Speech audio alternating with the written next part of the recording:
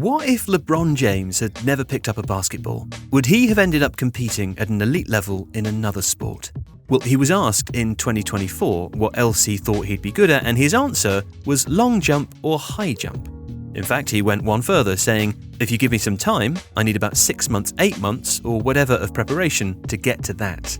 And that, in this instance, is a podium. Now, he might have not been entirely serious, but the question remains, could he actually do it? Could LeBron James, or any NBA player for that matter, become an elite high jumper? Well, the answer is kind of complicated.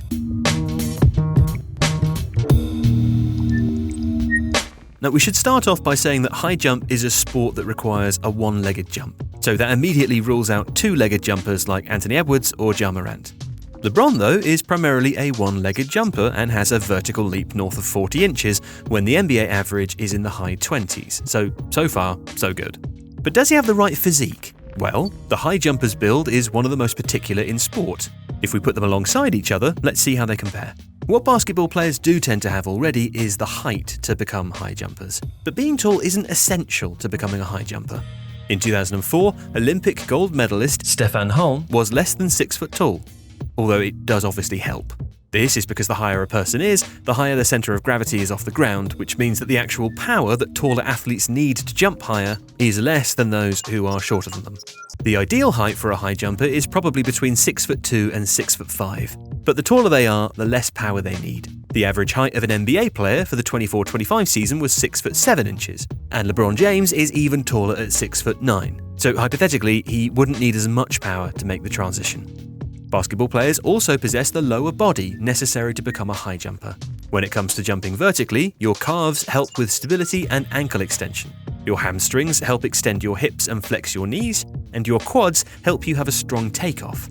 Having strength in all of these areas is crucial to develop the speed, power, and explosivity that high jumpers need to clear the bar, and basketball players looking to make the transition should already have this from the jumps and dunks that they do during NBA games. These jumps also require a core strength and spatial awareness that's a necessity if you want to become a high jumper. So, perhaps LeBron isn't too far out of pocket when he suggests that he could be on the podium in a few months' time. But where his argument starts to fall down is in the upper body. You see, basketball players tussle for position, absorb hard hits, and battle through defenders on a constant basis. And in order to do so, they need to build muscle on their upper body. Now, this strength for a high jumper, who gets a free uncontested run to the bar, is largely useless. In fact, the excess weight would just hamper them.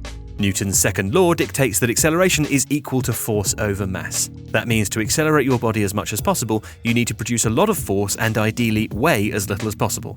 How high you jump is dictated by your vertical velocity at takeoff, and the more mass you have, the harder it is to accelerate up in the air. This is why most high jumpers have a skinnier build than your standard NBA player.